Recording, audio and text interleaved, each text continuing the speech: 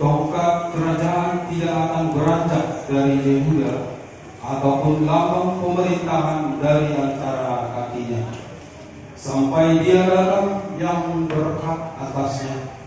Maka kepadanya akan takluk bangsa-bangsa. Yesaya 7 ayat 14. Sebab itu Tuhan sendirilah yang akan memberikan kepadamu suatu petanda. Sesungguhnya seorang perempuan muda mengandung dan akan melahirkan seorang anak laki-laki, dan ia akan menamakan dia Immanuel. Mika 5 ayat 2. Tetapi engkau, hai Betlehem Efrata, hai yang kecil di antara kaum Yehuda, daripadamu akan bangkit bagiku seorang yang akan memerintah Israel, yang permulaannya sudah sejak purbakala, sejak dahulu kala. Bilangan 24 ayat 17. Aku melihat dia, tetapi bukan sekarang. Aku memandang dia, tetapi bukan dekat.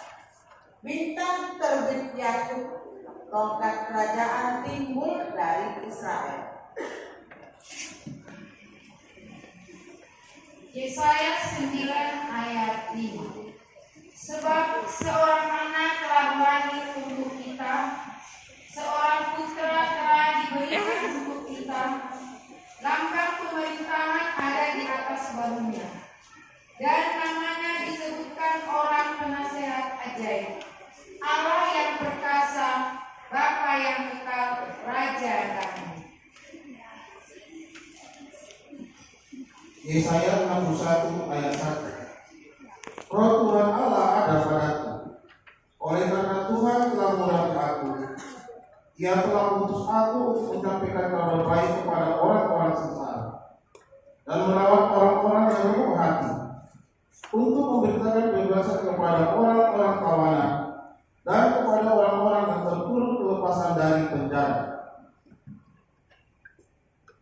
Yeremia 23 ayat 6. Dalam zamannya Yehuda akan dibebaskan dan Israel akan hidup dengan tentram, dan inilah namanya yang diberikan orang kepadanya, Tuhan keadilan kita.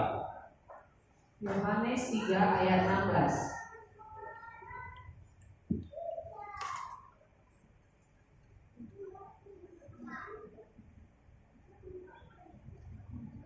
Yohanes 3 ayat 16. Karena begitu besar kasih Allah akan dunia ini, sehingga ia telah mengaruniakan anaknya yang tunggal, supaya setiap orang yang percaya kepadanya tidak binasa, melainkan beroleh hidup yang kekal. Kisah para Rasul 5 ayat 31. Dialah yang telah ditinggikan oleh Allah sendiri, dengan tangan kanannya menjadi pemimpin dan juru selamat, supaya Israel dapat bertobat dan menerima pengampunan dosa. Allah memberikan dia di tangan kanannya sebagai pemimpin dan juru selamat untuk memberikan pertobatan bagi Israel dan pengampunan atas dosa-dosa. Matius 1 ayat 18. Kelahiran Yesus Kristus adalah seperti berikut. Pada waktu Maria ibunya bertunangan dengan Yusuf, ternyata ia mengandung dari Roh Kudus sebelum mereka hidup sebagai suami istri. Lukas 2 ayat 4-5. Demikian juga Yusuf pergi dari kota Nazaret di Galilea ke Yudea, ke kota Daud yang bernama Betlehem, karena ia berasal dari keluarga dan keturunan Daud, supaya didaftarkan bersama-sama dengan Maria, tunangannya yang sedang mengandung. Lukas 2 ayat 6-7. Ketika mereka di situ, tibalah waktunya bagi Maria untuk bersalin, dan ia melahirkan seorang anak laki-laki, anaknya yang sulung, lalu dibungkusnya dengan lampin dan dibaringkannya di dalam palungan, karena tidak ada tempat bagi mereka rumah penginapan. Lukas 2 ayat 30. Sebab matamu telah melihat keselamatan yang daripadamu, yang telah engkau sediakan di hadapan segala bangsa. Lukas 2 ayat 35. Dan suatu pedang akan menempuh jiwamu sendiri, supaya menjadi nyata beda hati banyak orang.